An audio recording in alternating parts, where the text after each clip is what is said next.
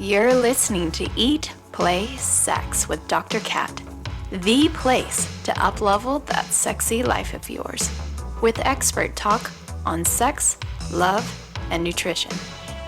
So there's different psychedelics have different impact on the brain. Yeah. To give one example, so MDMA, of which I'm part of the research by a sponsor organization called MAPS, the Multidisciplinary Association of Psychedelic Studies. This is a nonprofit that's been at it for 30 plus years,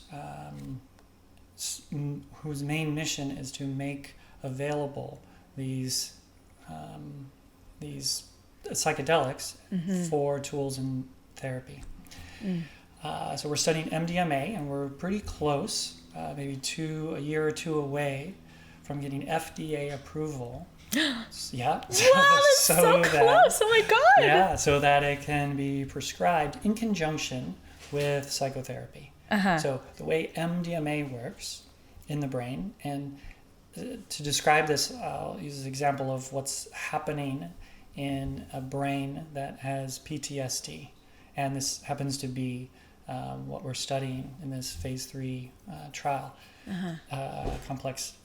severe PTSD. So in a brain that has PTSD, there is an overactive amygdala. This is the fear center of the brain. So you can imagine just, reactivity or hypervigilance. There's a decrease in activity in the prefrontal cortex. This is where we make reason, we can be mindful and rational about what's arising. And another area of the brain, the hippocampus, there is a decreased activity, and this is the area that helps kind of memories go to long-term storage versus them seemingly being present or current. So we add MDMA, and what that does in the brain is it turns down the activity in the amygdala. So the fear gets turned down.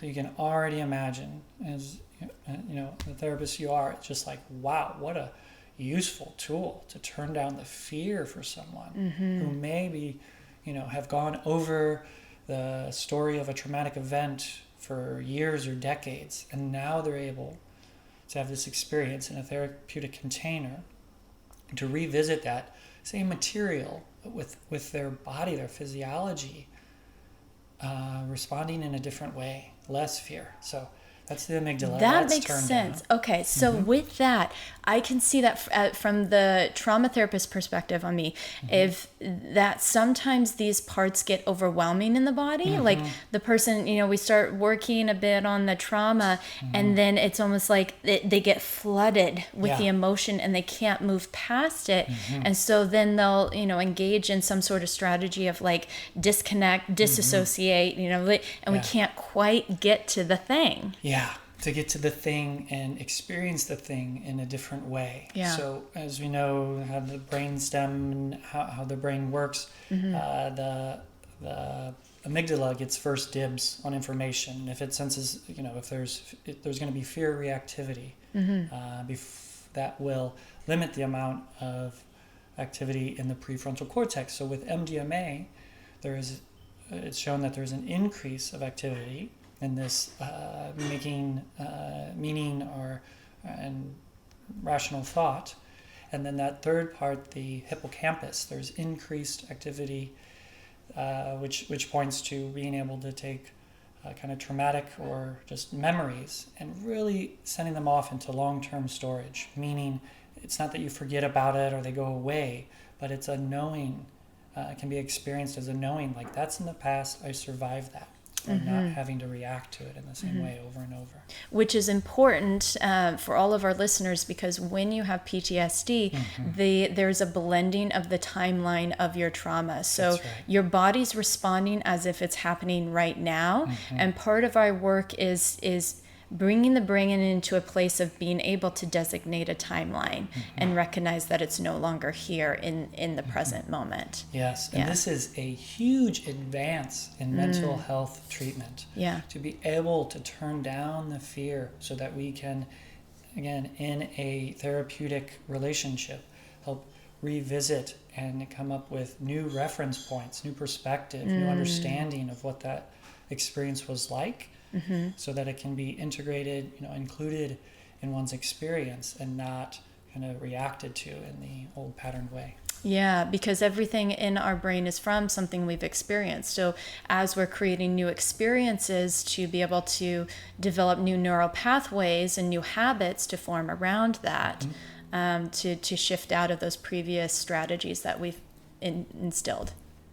Goosebumps right there. So you're nailing this point that these medicines are working with psychedelics assisted therapy. It creates this opportunity for people to have a different experience of the same material, and that gets encoded in the way that it's the same circuitry by and large, of which we take on any experience, but we're having positive experiences, a sense of oneself that can notice and see challenging material in a new way. And that carries forward into some examples of that, what that looks like, of making healthier choices, being more available for intimacy, shifts in, or taking chances in everything from relationships to creative pursuits.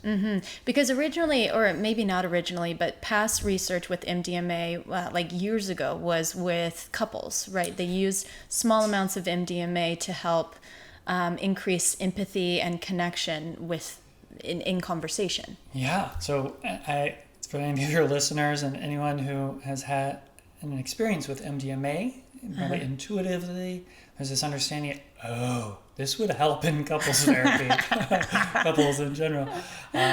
So there hasn't been a lot of research about it because, unfortunately, MDMA was rescheduled, or the DEA made it illegal in the mid-'80s.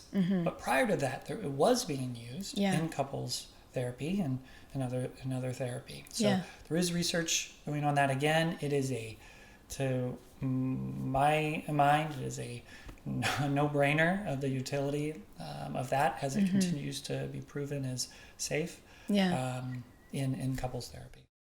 Lovers, thank you again for tuning in. If you enjoyed the show, hit subscribe and head over to eatplaysex.com to connect with me and grab my sexy guides. Because my goal here is to get you to eat, play, and sex better, so you can improve your sex life, which will improve every aspect of your life. Until next time, keep it sexy.